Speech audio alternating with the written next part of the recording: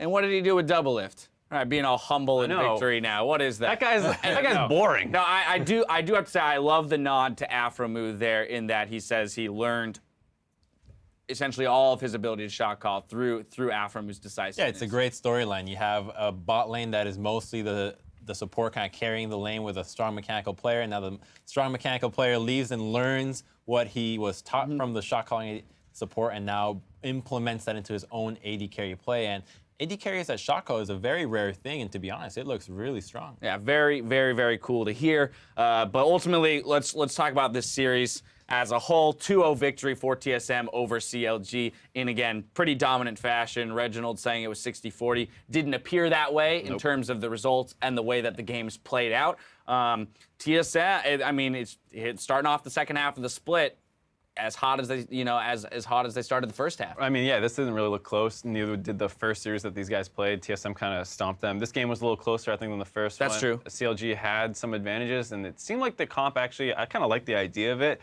being this kind of roamy, pick people off comp, but I think against a team like TSM who moves around the map so well, it just couldn't quite work, but I think against other teams it could. A lot of it goes credit to the Sivir and the Karma pick that allows so many of the fast rotations and collapses from CLG that, honestly, the Alistar and Ezreal are no match for the speed that Karma and Sivir can boost the team, particularly with the Gragas. It's so easy to get picks around the map, and when you only have the Aurelion Soul, granted, I thought the Aurelion Soul was pretty great. Yeah. Moving around, making plays for CLG, blowing a lot of summoners and putting pressure on the map, but ultimately when it came down to any play that did not involve Aurelion Soul, TSM was just fast. That's what I was going to say. It was very clear that TSM did struggle around the Aurelion Soul pick individually, but still as a whole, because Aurelion Soul was not involved in all aspects of play across the map, TSM just found ways to play around the Aurelion Soul, not straight into it. Right, and I think, and the side of CLG, the other pick I was like a little questionable on was the Alistar. I think they're kind of running like a more, kitey back comp, and an Alistar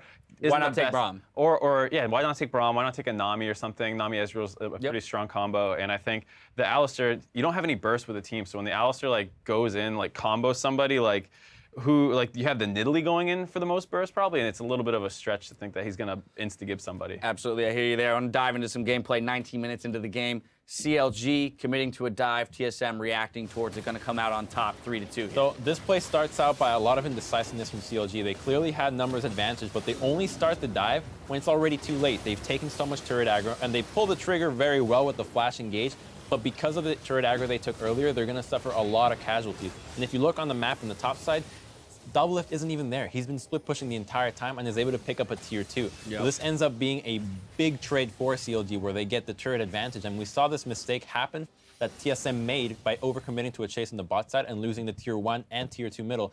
But CLG did not learn from TSM's mistake and pulls the same card. Right, it's basically been the thing where TSM picks somebody off, CLG says, all right, that's fine, we'll go take something else. And then here, CLG really needs to be decisive in the dive to have this be a really positive play. Because if that goes well, you might be looking at an inhib, something crazy. But you saw how instantly they deleted Bjergsen. If they go for that right away with the Aurelion Soul and Ezreal ultimates, then they win that super hard, but they wait too long, the rest of the team's able to get there. Hauntzer comes in at the end to start cleaning up a couple kills.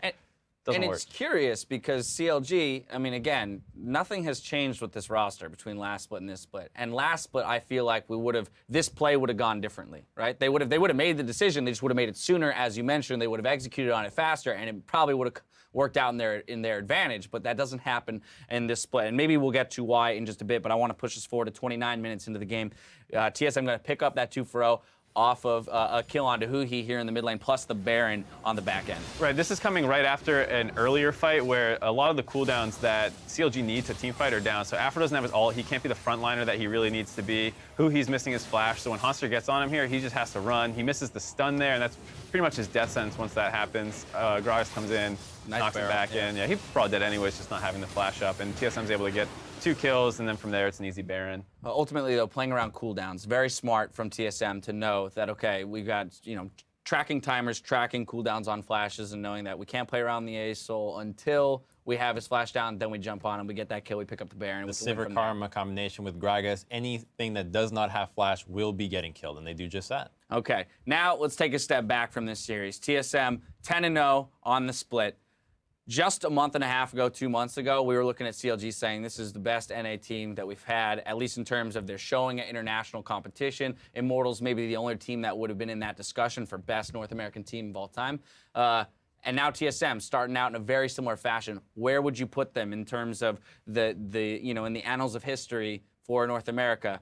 Can we talk about this being one of the best North American teams we've ever seen? Well, they're certainly reaching the higher echelons of it, but it's still a little bit too early because they have a lot to learn in the best of three. They're clearly taking that to the advantage, and one of the things that happens with a lot of the top teams is that when they play against teams that are just kind of struggling and catching up, a bottom team will look up to TSM, and by looking up, they're kind of behind in the terms of the tempo, the meta, how to play the match. So TSM has a lot of picks and kind of plays that aren't necessarily being abused yet. When we saw them play against Immortals, against Cloud9, we saw a lot of these tendencies getting exploited. So if the competition kind of levels up and we see TSM being exploited in the weaknesses that they've shown, then it's going to be a lot easier for us to judge. But so far, nobody's doing that, and they certainly look like one of the best teams. So we're looking forward to that Cloud9 and those Immortals matchups. We heard Doublelift say pretty much the only team that he's afraid of at all is that Cloud9 roster, saying that he thinks that they might be able to take some games off of them. Right, and I think the other thing too, which we heard Reggie touch on, was just that it doesn't matter how you start, it's how you end. Yeah. And so this team could easily flame out in the playoffs at some point, going 0-3 like an Immortals did. So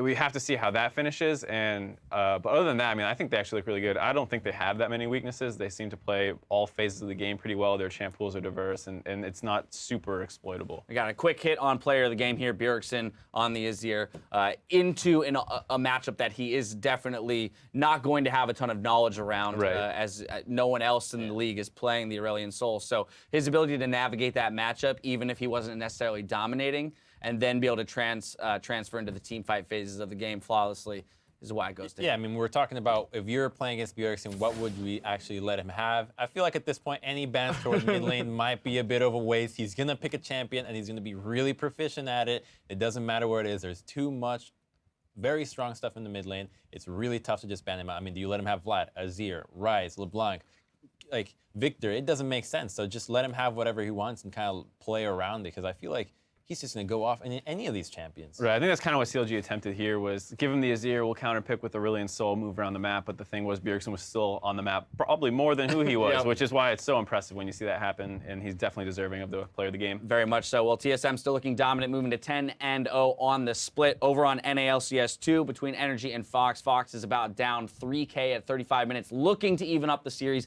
and push it to a Game 3. We'll see if they can do that. Hop on over there. Here on NALCS 1, we've got to hit a break before we come back for Apex versus Phoenix 1 in our second match of the day. Stick around. We'll be right back.